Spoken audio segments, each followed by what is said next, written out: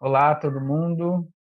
Eu sou o Marcos Mangieri, sou um dos fundadores do Coletivo Fleuma, um dos idealizadores da plataforma Fleuma. E esse aqui é o embrião, ou até uma estreia de um projeto novo, que basicamente consiste em a gente trocar umas ideias com artistas, autores, enfim, que estão vivos, logicamente, para falar sobre suas obras, sobre seus processos, e o que mais tiver interesse em falar. E hoje, para ficar bem em casa, eu vou conversar com o Léo de Sá, que está aqui, na verdade já está aqui do meu lado, né? Na tela do meu lado, para falar sobre, entre outras coisas, o livro que ele acabou de lançar. Você pode começar mostrando o livro, Léo, e contando um pouquinho sobre ele, assim, rapidamente? Tá bom, então. Bom, esse aqui é o Panaceia Parafernália, livro de contos que está saindo pela editora Patuá. Vai, enfim, tá já lançado, né? Vai rolar um lançamento virtual ainda. É um livro de contos que eu estou escrevendo desde 2015, na verdade. São um compilado de contos que juntos eles formam um panorama sobre uma mesma coisa, assim, né? Um mesmo assunto. E essa coisa, esse assunto é a Bela Lu. E o que é a Bela Lu? Né? A Bela Lu é uma droga, é uma substância, é uma planta, um chá, não sei, várias coisas. Mas basicamente é uma substância alucinógena, fictícia, é, e que, enfim, através desses contos, ela está sendo mobilizada em cenários diversos, cenários diferentes. Então, desde a ideia dos contos, assim, é narrar um pouco desde da utilização dessa droga num contexto ritual, num contexto religioso, por povos tradicionais, né, da América Latina, até a transformação, a sintetização dessa substância em uma droga recreativa usada no centro de São Paulo, assim. Então, essa panaceia parafernália é um panorama das múltiplas faces, dos múltiplos olhares sobre essa substância fictícia, desde do momento em que ela é usada ainda como um chá ritual, até a hora em que ela vira uma balinha, né? Uma droga recreativa. E mas eu acho que isso tudo, Marquito, também é um pouco é uma metáfora também, assim, de um olhar sobre um olhar geracional, assim, um olhar sobre a nossa geração, assim, um olhar sobre o pessoal que nasceu nos anos 90, né, um olhar um pouco sobre a cidade de São Paulo nos anos 2010 a 2020, um olhar sobre a nossa experiência coletiva sendo permeada pelo golpe, né? E falando um pouco sobre Pelos também golpes, pelos golpes, né? no Por todos plural. os golpes, no plural. E então, um pouco, assim, eu acho, eu sinto um pouco que é um livro que flerta com, sei lá, com um lado xamânico, com um lado místico, mas também com um lado urbano, com um lado duro, um lado super tecnológico, não sei, acho que Panaceia, para mim, ele tá um pouco nesse meio do caminho, assim, nesse meio termo entre aquilo que é sagrado e aquilo que é profano, assim. Acho que é É um pouco isso. curioso você falar da nossa geração. Eu não tinha pensado nisso antes, mas agora você falando, eu pensei que a nossa geração tem um lugar, assim, que eu não sei bem se é um ressentimento ou é uma certa tristeza por não ser, por exemplo, a geração de 68, assim, né? Parece que a gente olha, né, só como exemplo pelo que foi 68, na França, etc. A gente olha aquilo e parece que a gente fica devendo em vários sentidos, assim, né? Porque parece que a gente não consegue ser tão revolucionário, Uhum. parece que a gente não consegue de fato agir de forma a transformar nada, assim. Sim, E aí, para piorar, tem gente que vai falar que é uma geração que é tipo muito azarada, né? Porque passou por não sei quantas crises econômicas, a geração que mais estudou e que menos consegue colher os frutos desse estudo, e agora ainda enfrenta uma pandemia no que seria o auge, né, dos 30 anos, assim, o auge sim, intelectual e física, etc.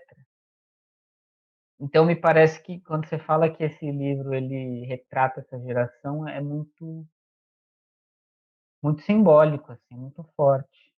Retrata uma geração que passou por isso nesses anos 2010, assim, né? sim, com certeza. Tem uma, eu acho, assim, eu acho muito curioso, eu penso muito na nossa relação com a internet, assim, né? Porque essa nossa geração é uma geração que nasceu um pouco junto com a internet, assim, na verdade, depende um pouco, né, das nossas idades, mas a gente nasceu um pouco antes, a gente foi crescendo e adolescendo com a internet, então a gente teve uma experiência paralela aí com a consolidação da internet como meio de comunicação, né? Eu quero dizer, tipo assim, eu lembro de quando eu estava na escola e quando começaram os celulares, né? Aquele celular velho, né? Aquele Nokia 2280, mas assim ainda não era a internet tal qual a gente conhece hoje, né? Essa coisa absoluta que toma conta de todas as esferas da nossa vida, assim. E então eu penso muito na nossa geração como essa transição, assim, essa geração que teve que se adequar, teve que se acostumar, teve que ir construindo a sua subjetividade junto com a internet, mas foi a geração experimental, né? Tipo assim, a gente foi crescendo e foi tendo que se desenvolver. É diferente da galera que hoje tem, tipo assim, de 15 a 20 anos, que já recebeu tudo dado, né? Já recebeu tudo mastigado, ele já Cresceu com a rede social. posta, assim, né? Uhum. Tudo muito posto, assim, muito colocado. A gente viveu essa transição, né? E então eu penso muito que a gente é a geração que cresceu junto com a internet e que cresceu e que é a geração que cresceu junto com a ascensão do neoliberalismo também, né? Tipo assim, é, eu sou de 91, que é o ano do fim da Guerra Fria, em tese, né? Tipo, é, logo ali naquele queda do Muro de Berlim, fim da União Soviética, fim da Guerra Fria, afirmação do capitalismo, do neoliberalismo como único modelo, assim. Então, eu sinto que a gente cresceu, era criança, adolescente, ainda com essa certeza, com essa esperança, com essa projeção de futuro essencialmente neoliberal, essencialmente calcada no projeto neoliberal capitalista, assim. Só que a gente começa a consolidar a vida adulta no momento de crise do capitalismo, né? De crise desse E projeto, do assim, liberalismo também, né? do liberalismo, com certeza. Então, Inclusive, eu estava revendo Tatuagem, que eu sei que é um filme que você gosta muito, e eu percebi o quanto eu fui inocente da primeira vez que eu vi, porque a primeira vez que eu vi, quando os soldados, já para o final do filme, desculpa quem não assistiu ainda, mas quando os soldados vão fechar o chão de estrela ali, só naquele momento que eu me dei conta, nossa, esse filme se passa no meio da ditadura militar sim. no Brasil. Até então, eu estava achando que era um filme que se passava agora. Aham, Mas depois eu percebi que era inocência porque, tipo, tem os figurinos e, quer dizer, as roupas, e tá tudo ambientado mesmo na década de 70 ali. sim. Mas eu achei curioso porque esse engano meu, no fundo, era uma coisa porque as questões parecem que não eram tão diferentes, assim, né? Tipo, um desejo por liberdade que se dá através do sexo, das drogas e e da arte, etc., sim, que sente como que tem que lutar contra uma opressão, né? Que sim. naquela época era muito clara, assim, né? Do tipo, a ditadura em si, de fato, alguém poder ir lá e parar sua peça no meio e te impedir de fazê-la. Mas parece que a gente volta para esse lugar, assim, né? É, Um é, pouco metaforicamente, mas nem, às vezes não tão metaforicamente, porque pode não ser um soldado que vai lá te impedir, mas pode ser um integrante do MBL, né? ah, sim, com Que vai lá certeza. denunciar tua arte É, porque ela é provocativa, pornográfica, ou sei lá o quê, né? sim. Não, e toda a patrulha também das próprias redes sociais, né? Assim, que isso rola, tipo assim, hoje, né? De você, de repente, ter uma postagem denunciada. Quantas vezes acontece isso, assim? Tipo, tem um seio de fora, tem um mamilo de fora, e essa postagem é denunciada também, né? Isso sem falar, e a gente não está nem entrando no quesito governo federal e todas as É censuras tipo sociedade que mesmo, né? Tipo, enquanto sociedade de vigilância. sim, total. Agora, tem uma coisa que eu queria comentar também, que você falou sobre esse saudosismo de 68, e que eu acho que tem uma coisa que tem a ver com a nossa geração, que eu acho que eu não sei o quanto que isso fica evidente para a gente, mas assim, eu acho que é uma ressaca de 2013 também. Porque eu tenho, isso é uma tese assim, sem nenhuma comprovação científica, nada, assim, é uma puramente assim, sociologia de bar, assim. Mas eu acho que em 2013, eu estava lá com 22 anos, assim, né? E eu acho que foi um grande levante, pelo menos no Brasil, né? Mas estava ali, tinha algum diálogo com outros eventos mundiais, era árabe e tudo mais, mas eu acho que foi o último grande arrobo de insurreição coletiva, talvez assim, um pouco nessa ânsia de revolta à lá 68, e que foi, tipo assim, completamente por água abaixo, né? Não só porque se esvaziou, mas porque, claro que a gente pode divergir, mas eu sou da teoria de que ali nasce o embrião do que veio a culminar no bolsonarismo, assim. Enfim, e até não só no bolsonarismo, mas tenho para mim que em 2013 a gente ensinou a direita a se manifestar nas ruas, porque parece que até 2013 manifestação na rua era coisa da esquerda, tipo assim, a direita não ia para a rua para se manifestar, né? Tipo, inclusive, eu lembro que assim, toda manifestação era muito questionada, porque vai interromper o trânsito, vai atrapalhar não sei o quê, né? A direita até 2013 não fazia manifestação de rua. E E era um aí sinal da selvageria da esquerda, né? Ir pra era um sinal rua, exato, atrapalhar tudo. Nossa. atrapalhar o fluxo. E hoje, imagina, né? Hoje a direita atrapalha. Inclusive, é até curioso, porque nem tem mais esse tipo de abordagem que a mídia burguesa fazia das manifestações, né? Do tipo assim, atrapalhou o trânsito, atrapalhou. Isso nem passa mais hoje, né? Eles fazem lá o 7 de setembro ridículo deles e, tipo assim, isso nem é Tirar questionado. foto com os policiais e Tirar tal. moto com polícia.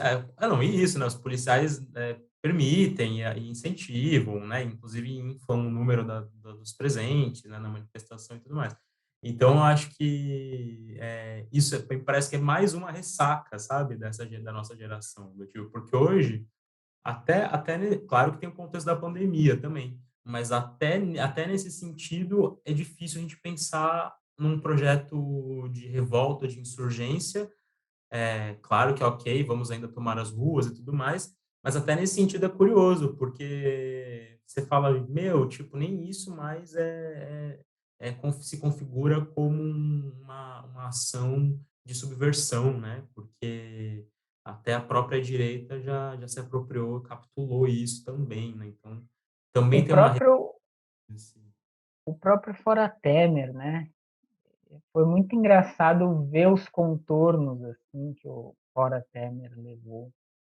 sim. porque começou, obviamente, com as pessoas que defendiam o governo Dilma e a Dilma enquanto pessoa também, Uhum. e e claramente foi assim, tomou uma proporção, né, de tipo, de na verdade fora Temer é fora todos os políticos, né, é fora a É, política, é fora os partidos. sim. Aquilo foi um pouco apropriado também, né.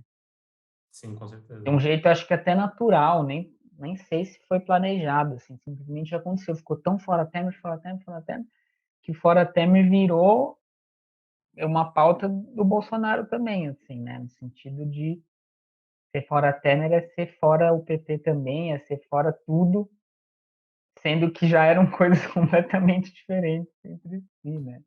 Sim, Que total. década louca, né. Eu ia Década até maluca. dizer: "Nossa, mas a gente está fugindo do assunto do livro", mas não tá, né, porque no fundo é isso, tipo, qualquer história que se passe nessa década vai carregar isso, assim, né, direto ou Sim, indiretamente vai estar nesse ambiente, no Brasil pelo menos, né, sim. vai estar nesse ambiente, assim, de forma inevitável, né.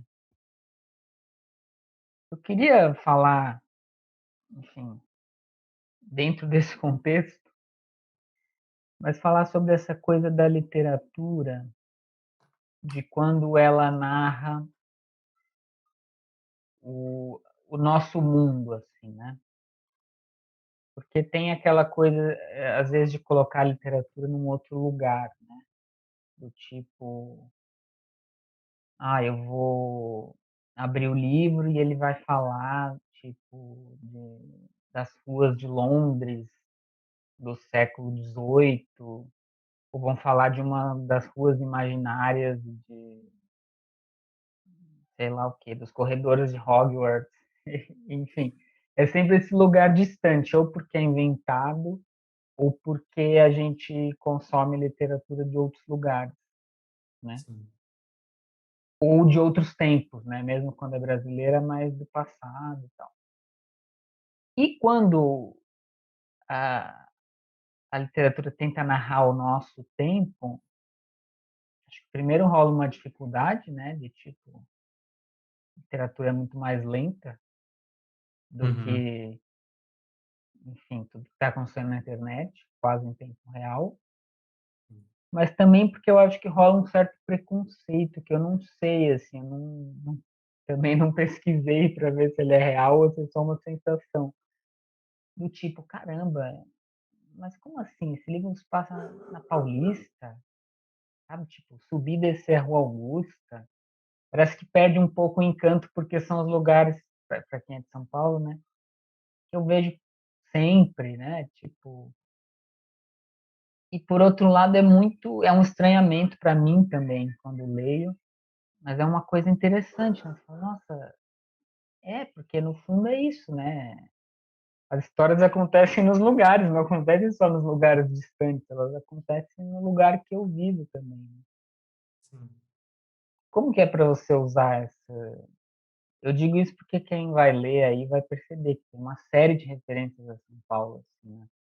Tipo, a ruas e lugares que eu também conheço que eu ia perceber, nossa, é assim mesmo, né? Tal coisa. Até a relação entre os espaços, né? Tipo, o fulano que foi para Tatuapé pela primeira vez na vida e achou que estava perto do cara que morava na Zona Leste, só porque estava em Tatuapé e fala, viu, tô aqui, me encontra aqui, né?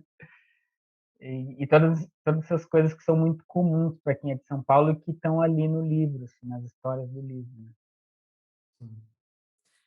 Cara, é muito legal, assim, Marquito. Eu acho que isso é uma grande discussão. Eu lembro, assim, de, tipo, com meus primeiros devaneios literários, assim, ainda muito jovem, que eu tinha uma coisa na minha cabeça, que eu lembro que eu pensava muito, assim, eu não pensa, nunca, esse pensamento nunca se expressou, nunca se materializou em nada, mas eu pensava, eu lembro de pensar isso.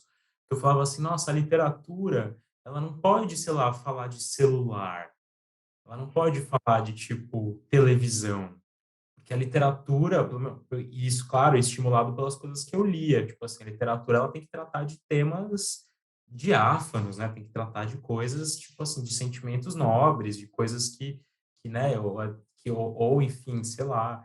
E então, assim, eu lembro dessa sensação de que a literatura ela tinha necessariamente que ser uma coisa muito além do real, assim, né, ela não podia dar conta e ela não podia, por exemplo, ela não podia ser feita no meu bairro, ela não podia se passar no meu bairro. Ela tinha que se passar em algum lugar, no mínimo, algum lugar de grande destaque. Ela tinha que ter um cenário que fosse minimamente universal, né? Algo, acho que passa um pouco por esse lugar também, essa busca da universalidade e tudo mais, assim. Agora, tem uma questão que eu acho que ela é inerente, acho que ela está muito presente no Panaceia e ela está presente em tudo que eu escrevo, porque é isso, né, a gente cada vez mais eu percebo que a gente não existe como escritor ou como qualquer, enfim, qualquer criador, a gente não existe de uma maneira tão autônoma, a gente acaba reproduzindo coisas que estão presentes na nossa formação.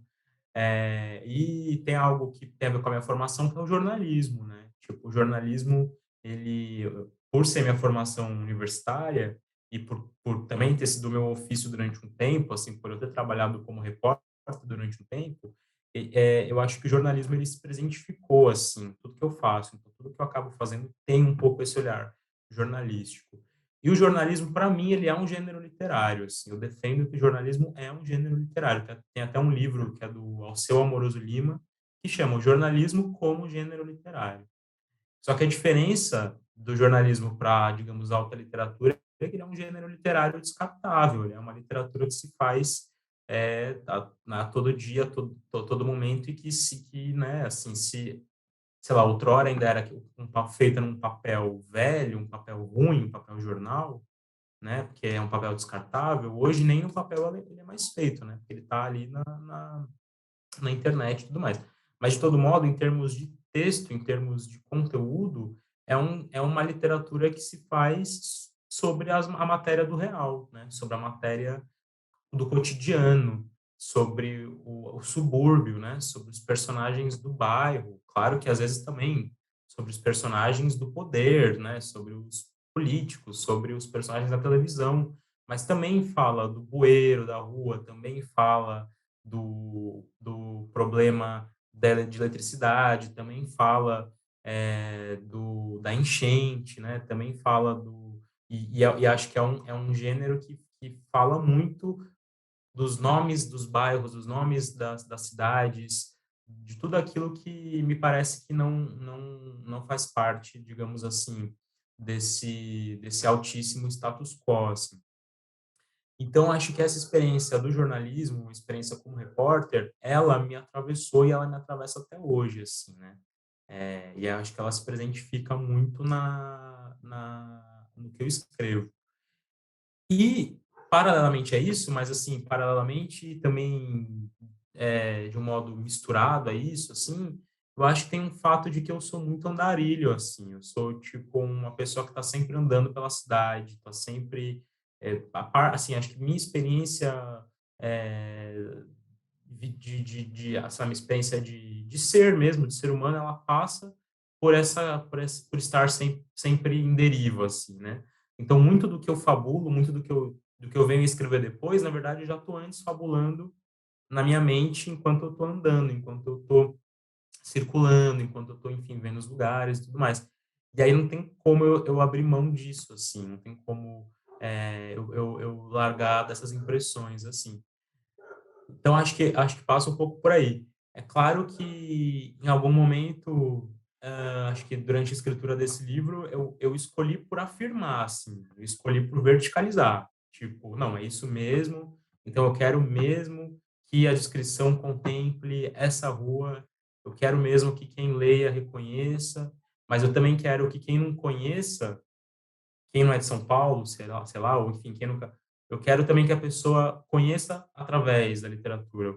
Tipo, eu tinha um pouco esse programa, assim, sabe? Que, tipo, que de repente alguém que nunca foi na Rua Augusta, conheça a Rua Augusta através desse conto, através do livro primeiro, sabe?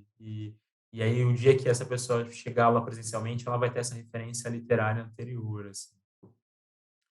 Enfim, Inclusive, tem uma referência ao Minhocão, que eu confesso que eu fui até pesquisar na internet, assim. porque o conto começa dizendo: "Antes do minhocão ser demolido". E eu: "Como assim? O minhocão foi demolido? Eu não eu perdi essa informação, como assim?". Eu falei: "Não, eu acho que ele tá é um recurso, né, de tipo provocativo até, ficcional, ou também porque não sabe quando isso vai ser lido. Pode ser que de fato ele tenha sido demolido, quando alguém estiver lendo aquilo". Mas aquilo Sim. começou a me dar uma dúvida, assim, tipo: "Será que demoliram o minhocão ou não?", assim. E e isso acho que perpassa todo o livro, assim, né, porque como tem elementos que você sabe que são reais, tanto do espaço quanto de acontecimentos, públicos, quanto de acontecimentos privados que são muito verossímeis, então você acredita que tenham sido reais, e se não foram, podem muito bem ser. Sim. Mas ao mesmo tempo tem esse lugar que provoca um pouco essa realidade, assim, que espera, não, isso aqui é inventado, porque no fundo essas coisas não estão tão desconectadas assim, né? O que que é real, o que que é inventado, a partir do momento que você se propôs a narrar, você já está ficcionalizando, né? Mesmo Sim. uma história real. Sim. Como eu te conheço, eu sei que tem muitas coisas nesse livro que são você, que são coisas que você vivenciou, que eu sei que você vivenciou, que você me contou, que eu presenciei. Mas como você faz no seu processo, assim, para você coloca um limite do tipo: "Até aqui eu sei que foi assim, a partir daqui eu vou começar a inventar", ou isso vai acontecendo, assim, junto, meio organicamente? Eu acho que é meio organicamente, assim, eu acho que é meio organicamente. Assim, é curioso, porque, e bom, especificamente sobre esse conto que você falou do minhocão, né, que chama Martina Medina, Musa do Minhocão. A Martina existe, ela é uma pessoa real, ela é real. Hum, Ela é uma amiga minha, assim, e ela tem muito a ver com, na verdade, é até legal falar sobre isso, porque a Martina ela é jornalista, e ela foi minha veterana da faculdade, assim, a gente se conheceu na faculdade, ela era, eu acho que eu era do primeiro ano, ela era do quarto. E na faculdade de jornalismo, lá na ECA, tinha uma disciplina que chamava Claro. Tinha um nome lá, na verdade, era jornalismo impresso, tal, tal, tal, mas, ela promovia uma espécie de jornalzinho de jornalismo literário, era essa a ideia. Claro, era um espaço de experimentação para os alunos escreverem textos, de jornalismo literário, né, que também é uma outra discussão, o que que é o jornalismo literário, né. Mas enfim, e aí eu conheci a Martina através do texto dela. Eu li, porque estava lá, né, publicado, eu peguei o Claro para ler e tinha um texto da Martina. E o texto dela, essa reportagem dela, tem muito a ver com o Panacea, na verdade. Eu acho que inclusive talvez até inconscientemente estivesse lá, assim, a raiz de tudo. Mas o que que era o texto? Ela se propôs a experimentar várias drogas diferentes e escreveu uma reportagem falando de quais eram os efeitos dessas drogas. Então, ela usou, acho que era MD, usou êxtase, tomou a ayahuasca. Ela fez assim enfim, ela fez uma peregrinação por uma série de substâncias. E ela escreveu uma reportagem em primeira pessoa falando assim. E quando eu li aquilo, eu fiquei de cara, assim, eu falei: "Meu, eu não imaginava que, assim, eu nunca tinha me ligado que aquilo podia ser jornalismo, que aquilo", enfim, eu fiquei muito instigado. E aí, por conta disso, a gente se conheceu, fui falar com ela, tipo: "Nossa, eu li o seu texto e tal". Enfim, aí a gente, nos tornamos amigos, e passado um tempo, assim, um tempo depois, ela morava na Santa Cecília, e aí eu frequentemente encontrava com ela no Minhocão. Frequentemente, assim, naquela época que o Minhocão estava bombando, assim, né, de estar aberto, né, e todo mundo frequentar muito no final de semana, eu frequentemente encontrava com ela por lá. E aí eu lembro, tipo assim, de estar conversando com ela em algum momento e de repente vislumbrar essa imagem, assim, da Martina como a senhora do Minhocão, como a guardiã do Minhocão. Então eu não sei te dizer exatamente em que momento que uma coisa, assim, ela deixa de ser ancorada no real, em que ela ganha esse devaneio puro, assim.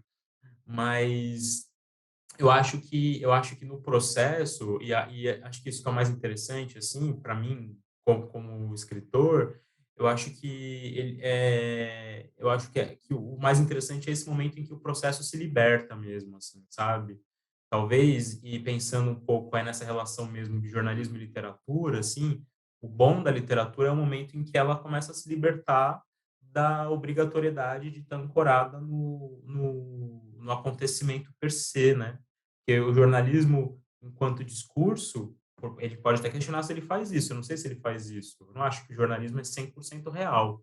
Como você falou, na hora chegou uma pessoa, começou a reescrever, já não é a realidade, né? Já é uma releitura da realidade. Mas, de todo modo, pelo menos em teoria, o jornalismo ele tem que estar ancorado nessa narrativa fiel, né? A literatura não, a literatura não tem um compromisso com isso, assim, ela pode né, enfim, se sentir mais livre. No meu processo criativo, eu acho que eu tive um momento em que eu me sentia muito preso ainda, do tipo assim, eu queria descrever situações que eu vivi e que de algum modo tinham relação com pessoas que eu conheço, né, como a própria Martina, por exemplo, eu me senti ainda um pouco obrigado a, tipo, escrever ipsis literis. Só que em algum momento desse processo eu falei, não, mas espera, eu acho que eu não preciso, assim, eu posso devanear, né? Eu posso, tanto que no final desse conto ela vai embora de São Paulo viajando num tapete voador, num tapete mágico, assim, né? E Eu foi acho que curioso, esse encontro é que é curioso, né, e forte. Tipo, em sim, algum momento vocês estavam comendo um salgadinho engordurado no Estadão, e aí passa pelo Minhocão, e aí de repente um tapete voa, e é uma coisa assim, né? Tá, os dois polos estão ali convivendo, né?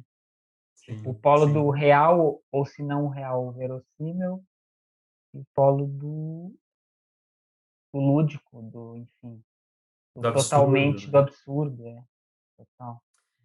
Eu acho que é uma coisa também mas isso eu não sei também dizer se foi tão racional, mas pegando o livro agora e relendo, eu sinto um pouco isso.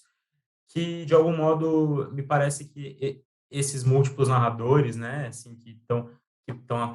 enfim, que estão narrando esses contos, é como se eles também tivessem um pouco sob o efeito dessa substância, saca? Tipo assim, então acho que tem um pouco esse lugar também, assim, talvez não dê para confiar tanto na realidade que eles estão escrevendo, talvez eles próprios estejam um pouco alterados, assim, eles próprios estão um pouco num estado de delírio, assim, então, claro, eu não escrevi com esse objetivo e não acho que isso dá para você entender de um modo tão cartesiano assim.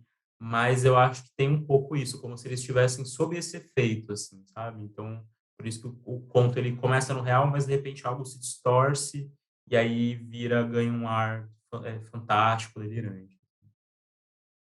É, eu não gosto de leituras que tentam encontrar a verdade na obra, né?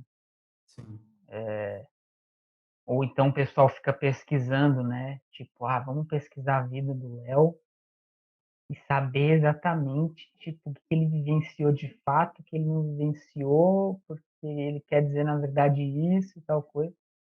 Eu sim. acho que toda obra é multifacetada, assim. Algumas propositalmente mais abertas, outras mais fechadas. Mas a minha leitura, assim, pessoal, eu acho que tem um ponto-chave, assim, no livro, que é quando todo mundo vai para o enterro de um personagem. Porque, enfim, quando vocês lerem, vocês vão ver que são contos, mas que têm todos, estão permeados não só pelo mesmo tema, mas também por acontecimentos que vão, de certa forma, evoluindo cronologicamente através desses contos. E então, em um dos contos, tem um enterro de um personagem que já apareceu em outros momentos, né? E aí acontece tem um detalhe narrativo nesse conto que eu interpretei dessa forma. Quando o narrador que está narrando tudo aquilo, ele normalmente ele está vivenciando aquilo, assim. Tipo, ele está muito próximo, se não é o próprio personagem, ele está muito próximo dali, né? E nesse conto tem um momento que dá uma distanciada, que assim que o narrador distancia do próprio personagem narrador, entende? E ele começa a falar sobre o deslocamento que ele enxerga desse personagem que até então parecia ser o narrador. Uhum. Então é como se acontecesse surgisse um narrador por cima do narrador anterior. Assim. Eu Aham. fiquei com essa sensação, tipo, e que revela um pouco um olhar distanciado do próprio narrador, do tipo, nossa, no fundo, agora que eu percebi, né, como se fosse o conto falando, agora que eu percebi que esse narrador, ele está completamente deslocado, ele não está se sentindo bem, tipo, ele não está bem, gente, olha aqui, ele não está se sentindo bem nessa situação, né, ele está deslocado. Então, me parece que isso eu conectei, estou falando que isso é totalmente subjetivo, não estou defendendo que essa seja a verdade do livro, mas eu Aham. conectei isso com a própria experiência mística, assim, da droga, da Belalu, né? Aham. Que é um processo, aos poucos, de distanciamento daquela identidade daquele narrador. Assim. Como se cada conto, o narrador que vivencia, o personagem narrador consegue se distanciar daquilo que ele está narrando e começa a conseguir enxergar de forma cada vez mais distanciada mesmo, assim, né? Eu ia dizer neutra, Sim, mas não é bem neutra, é distanciada. Tipo, ele começa a conseguir se ver de longe, assim, sabe? sim, Que às sim. vezes é uma brisa considerada mística, e, enfim, às vezes com o É, uso de substâncias e tal. E aí, para depois terminar num conto que vai transitando, né, entre dois tipos de narrativa, uma delas que é uma tentativa de descrever uma experiência mística, que é uma dificuldade que a humanidade tem há centenas de anos, né? Como descrever uma experiência que não tem comparação com nenhuma outra coisa, né? Não tem como eu falar, é sim, parecido com isso, não tem, a linguagem não dá conta de descrever, e aí começa sim. a ser usada alegoria, metáfora e etc. Então, de alguma forma, eu vi esse mesmo narrador se entregando a essa experiência. Né? Ao mesmo tempo que ele tenta fechar essa história, ele mesmo está se entregando a essa experiência. Né? Sim, sim, com certeza. Tem uma, eu acho que não, acho que a sua leitura é muito perspicaz, assim. O, para mim é muito curioso, assim, porque eu tô numa, cada vez mais eu tenho pensado sobre isso, assim, como não, claro, assim, eu vou falar especificamente sobre a experiência mística, mas na verdade qualquer experiência, né? Assim, o que que é, por exemplo, você, eu vou, assim, enfim, o que que é você tentar lembrar do sexo, né? De um beijo, tipo assim, o que que é você ter que, onde fica essa experiência? Tipo assim, onde que você guarda ela? É na memória? Mas assim, o que que é a memória, se não uma tentativa de reescritura, de renarração daquilo que foi vivido, né? Tenho pensado muito sobre isso, e, tipo assim, como é difícil a gente pegar o que a gente vive. A gente não pega. O fluxo da vida ele vai correndo como um rio mesmo, e ele vai passando, e você não pega o ano, você não pega o minuto, você não sabe nem o seu corpo, a gente não vê onde estava aquele corpo criança, aquele corpo adolescente, que de repente não é mais, e você olha um dia no espelho e a pele é outra, tipo assim, tudo isso a gente não pega, assim, a gente não captura, assim. Mas claro, né, eu estou falando de modo geral, mas sobretudo a experiência mística, a experiência da iluminação, né, e que para mim também, eu acho que ela tem muito a ver com a experiência da droga. Eu acho que a experiência da droga, de um modo geral, ela tem um pouco uma, claro que ela é muito subjetiva, ela tem a ver com uma série outras bagagens, tem a ver com a vida de cada um, com a subjetividade de cada um, mas me parece que ela flerta um pouco com essa tentativa de alcançar o extraordinário sempre, né? Tanto a experiência mística, a gente busca na experiência mística um extraordinário, um supraordinário, um supracotidiano, mas a experiência da droga também, assim, ela alterar a visão, alterar a percepção, é tentar enxergar algo que não está sendo visto a olho nu, assim, né?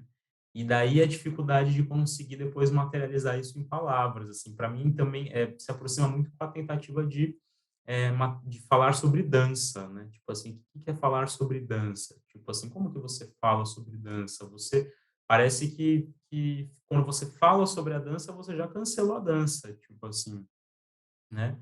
E então acho que tudo isso está muito presente. E ao mesmo tempo fico pensando o que é a literatura se não essa tentativa de ou a escrita, sei lá, essa tentativa de aprisionar essas coisas, né? Essa tentativa de parar o tempo, assim, quase essa ousadia de você conseguir parar para além da própria vida, porque, é, queira ou não, há um pouco essa expectativa de que o livro, né, sobreviva a mim. Né? Existe essa expectativa de que eu vou perecer, meu corpo vai passar, mas o livro vai ficar. Né? Ele vai para o sebo do Messias daqui 100 anos. Exato, né? Tal qual acontece Já exatamente que estamos falando de referências de São Paulo. paulistano.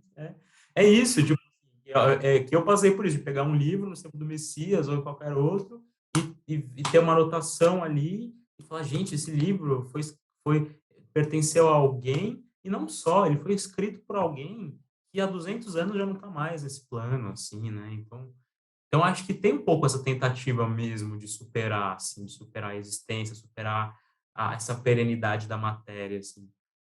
Mas não sei se conclui, eu acho que é um tensionamento constante, eu acho que a gente fica nessa luta, mas ela não se consolida, assim. Também de transformar o ordinário em extraordinário, né? Sim, com Que certeza. me parece que a experiência mística e a literatura têm esse ponto em comum. Assim. Sim, Primeiro, que ela lida com esse nosso desejo de transformar o ordinário em extraordinário. Não, não total. basta essa existência, não basta o que eu penso, não basta o que eu sinto, eu tenho que sentir algo além, É, etc. Tem que ter um é, sentido além. E aí, por exemplo, alguns contos, no geral, mas mesmo no seu livro, que às vezes narram algo muito ordinário, na verdade, assim, né? sim, Quando você está numa festa num sobrado no Butantã, aí um amigo passa de carro para te pegar, vocês param numa praça, depois vai para casa dele no Ibirapuera, se eu não me engano. E aí, no fundo, assim, se for ver a história em si, é muito ordinária, uma coisa comum, mas a literatura, ou seja, o ato de narrar essa história e, ao narrar, inevitavelmente, parar o tempo, né? Fotografar o tempo, conseguir aprofundar no tempo, isso torna a história extraordinária, né? Não sim, pelos acontecimentos em si necessariamente, mas pelo próprio ato de se debruçar numa história, para narrar exato, ela, né? Para exato. ficcionalizar ela. É. Não, E, acho que é e, bem e mesmo. me parece que a experiência mística também parte desse desejo, assim, né? Esse desejo de e que às vezes se confunde, né? Sei lá, se for ver o Zen budismo, por exemplo, tem uma coisa muito ligada às coisas mais simples, assim, né? Tipo, não, é Sim, caminhar, né? Tipo, é, caminhar de fato, comer de fato, total. respirar de fato. Isso, fazer a coisa ordinária com uma profundidade, assim, com um nível de atenção total, torna aquilo algo, né, enfim, significativo e tal. Sim. Mas é isso que você está falando, Marcos, me faz voltar na sua primeira questão, assim, que é e esses lugares, né, do tipo assim, da rua, essas coisas, digamos assim, entre muitas aspas, ordinárias, que em tese não seriam matéria da literatura, né? A gente falou um pouco sobre isso. E aí eu acho que o que está posto agora, nesse ponto da conversa, é justamente, digamos assim, o retorno para isso, assim, porque aí que tá, né? Eu acho que e eu vou citar o Deleuze de novo, mas assim, quando ele fala assim, viver por literatura, o que é viver por literatura, né? E que para mim tem a ver com essa ideia do Zen budismo, de você assim encontrar, você mudar o seu olhar, né? Então assim, a experiência cotidiana, ela pode ser literária e ela pode ser mística, ela pode ser de iluminação, mas o que muda talvez seja seu olhar, né? Esse olhar que daí na acepção do Deleuze é um viver por literatura, talvez na acepção zen budista seja da iluminação, ou enfim, o que quer que seja, mas que nada mais é do que eu acho que a gente mudar o nosso modo de estar no mundo, assim. E aí você muda esse modo de estar no mundo e tudo pode ser extraordinário, né? Porque eu tô muito nesse momento da minha vida, assim, eu passeio, assim, acho que um pouco por experiência da pandemia, do isolamento e tudo mais, às vezes eu passeio, assim, no fim de tarde, e aí eu olho, e não tô chocado, mas assim, eu olho para Um Bela Lu. não tô quando eu tô tomando Bela Lu, mas assim, eu olho para uma planta e eu falo assim, cara, que extraordinário, assim.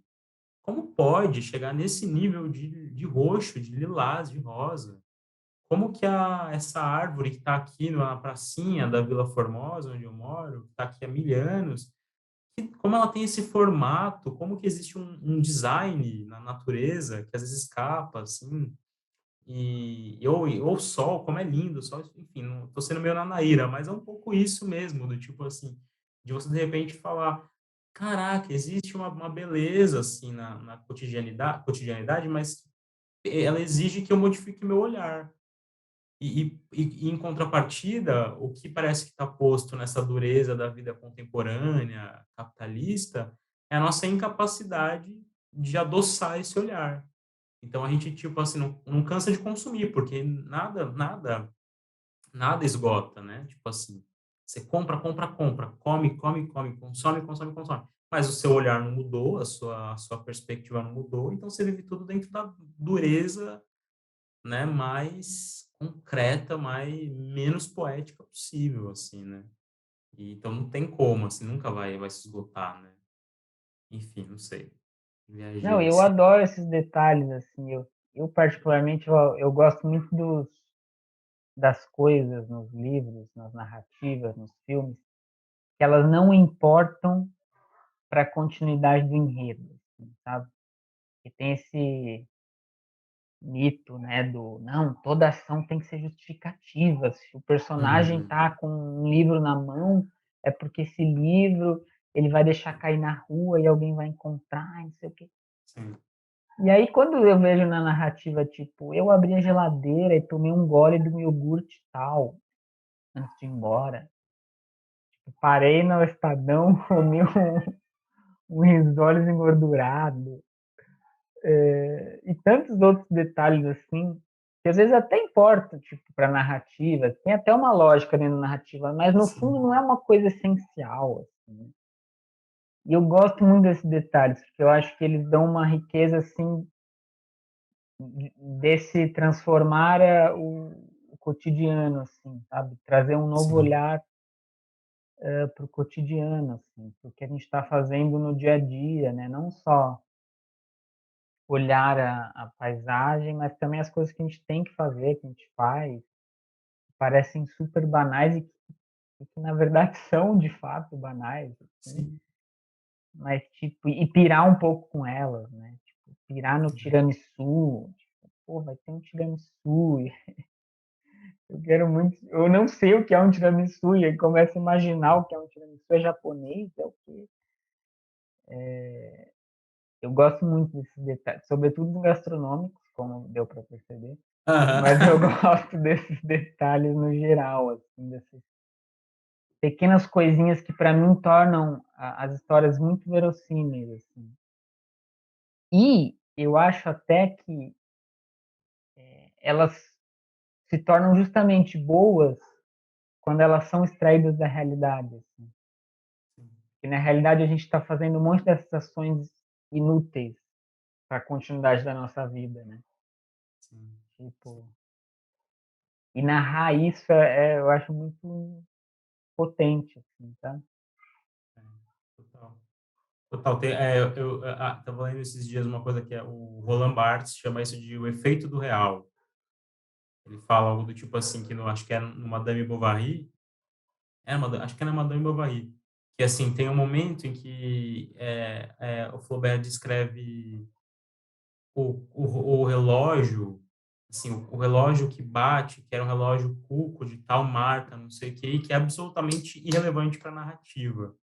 Mas esse ponto, assim, gera uma conexão, gera uma verossimilhança, e aí isso dá, né, claro que não é exatamente um programa, não foi pensado, mas, assim, em algum momento a literatura passa a contemplar essas coisas, né, que talvez antes, quando ela estivesse ainda muito presa a, enfim, instrumentalizações, assim, ela não contemplasse, como você falou, isso não diz respeito à narrativa, não tem a ver com ação dramática, mas tá lá posto, assim, surge, né? E o Barthes fala, é o efeito do real. Isso de algum modo cria uma sensação de verossimilhança, assim.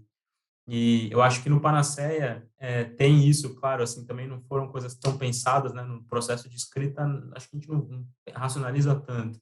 Mas me interessa um pouco também criar essa dúvida sobre se a Bela Lua existiu ou não, se ela é real ou não, se, né? E aí acho que colocar essa é claro que ela não existiu assim, abertamente é uma ficção, mas assim, pelo menos estou dizendo em efeitos de sentido assim.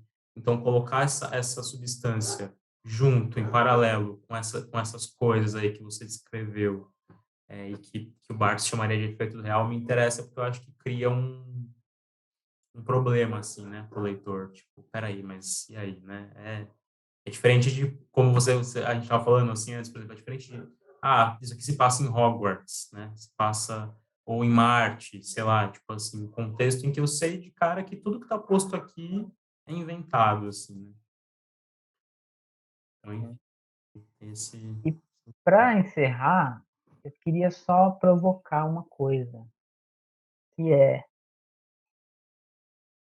eu não vejo, assim, claro, são questões assim de categoria, né?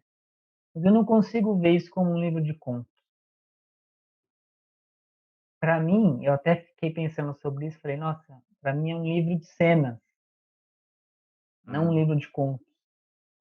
No sentido, claro, né, trazendo para a ideia do teatro, assim, porque claro que de alguma forma os contos ali têm uma autonomia, né? Um começo, meio e fim, eu posso ler um, não preciso ler na ordem, como normalmente são os livros de contos. Aliás, o que é um livro de contos, afinal, também, né? sim, E as diferenças de quem organizou o livro de contos, foi o próprio autor ou foi um editor que pegou contos, tem todas essas questões, assim, sim, de edição e tal. Mas aí me parece que eu vejo os contos como cenas, assim, sabe? E não no sentido delas terem uma linearidade certinha, assim, né? Essa cena leva a essa, leva a essa, como num filme mais tradicional. Mas no sentido mesmo de contemplar vários acontecimentos, não só em torno de um tema, que é a Bela Luz, mas em torno de uma história mesmo, assim, sabe? E que tem claramente a história ali de enfim, desde um bebê que tem precisa ser abandonado pela mãe por uma circunstância que eu não vou dar spoiler, que depois cresce e é adotado, e depois que cresce entra em contato com a Bela Lu e acontece um monte de coisa. Tem toda essa história que você vai desvendando através de cada conto, né? Me parece ser meio que uma história, um esqueleto, assim, né? Que une tudo. Mas para além desse esqueleto, eu sinto que tem mesmo, sabe, uma coisa que avança, assim, mas não avança de forma linear, né? Avança numa coisa meio caótica, assim, que vai uhum, criando mesmo uma atmosfera. Cada conto que você lê, você entra mais nessa atmosfera. Assim. E aí eu fiquei com essa coisa assim do tipo, são cenas, né? Não são contos, são cenas de uma grande narrativa, assim. Mas claro, na livraria precisa estar em contos, né? Para simplificar, né? Sim. É, aquela questão da categorização, né? Tipo, eu também não. É doido, que você falou. Eu acho muito legal essa provocação. Também não. Quando eu penso em livro de contos, sempre me soa uma ideia de contos autônomos, assim, né? Tipo, quando eu penso em livros, sei lá, né? Não sei, pensei agora, tipo, Laços de Família, da Clarice Lispector, é um livro de contos que eu adoro, assim. É, Todos os Fogos do Fogo do Cortázar são livros de contos que me mobilizaram. Os contos, eles são autônomos ali, não tem uma relação, né? No Panacea eu acho que tem, assim, isso é proposital mesmo, não só a questão da Bela Lu, quanto personagens que vão e vêm, como você bem observou, muito bom, legal saber que você percebeu isso. Teve gente que leu e que não percebeu, isso é muito engraçado. E tinha a trajetória de alguns personagens ali. É curioso, e é curioso, assim, né? Talvez Algumas porque eu li assim em 2, 3 dias, acho que ficou mais. mais evidentes. É, Curioso, para mim é muito evidente, é claro, eu que escrevi, né? Mas eu não fiquei, eu perguntei para algumas pessoas que leram, né, nesse processo, assim, e teve gente que percebeu, claro, mas teve gente que, tipo assim, não chamou atenção isso, assim. Mas claro, a questão dos contos é realmente uma categorização, o gênero, né? Ele parece que uma série enfim, burocracias, elas precisam do gênero, né? Até para poder categorizar na livraria, no editor e tal. Mas eu acho a sua provocação, assim, valiosíssima. Eu acho que são cenas mesmo, são cenas é, que tentam, quase como, me veio agora, você estava falando, me veio a imagem do cubismo, sabe? Do tipo assim, de o cubismo, aquela tentativa de tentar juntar no mesmo lugar olhares diferentes, de diferentes pontos de vista, e o resultado final é uma imagem meio desfigurada, assim, né? Meio. E agora que você falou, eu fiquei pensando nisso. Eu acho que Panacea é um pouco cubista nesse sentido. São meio que cenas de pontos de vista diferentes, assim, sobre uma mesma coisa.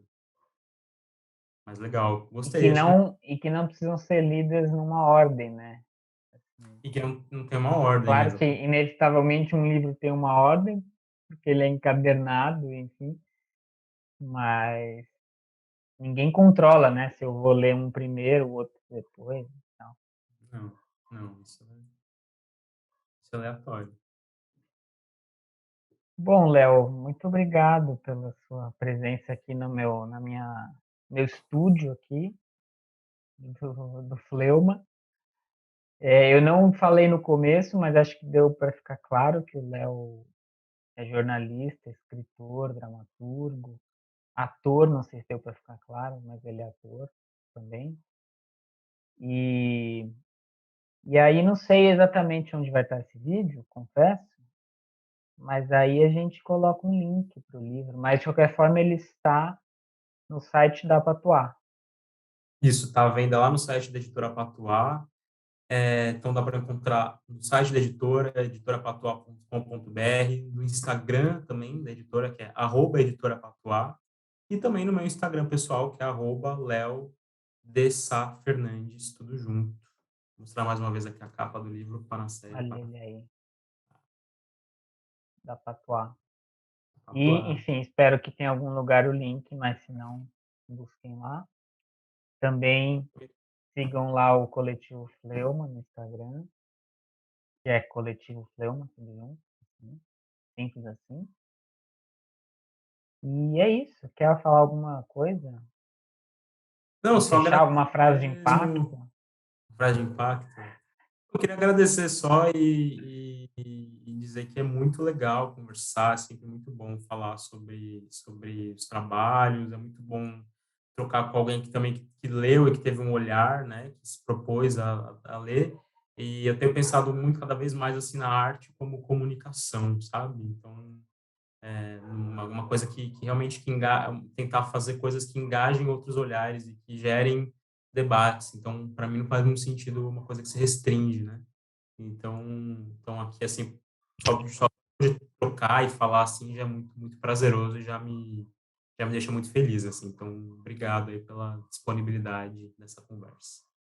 Obrigado, Léo, e obrigado a todo mundo que em algum momento no passado, no presente e no futuro está vendo esse vídeo. Até mais, tchau.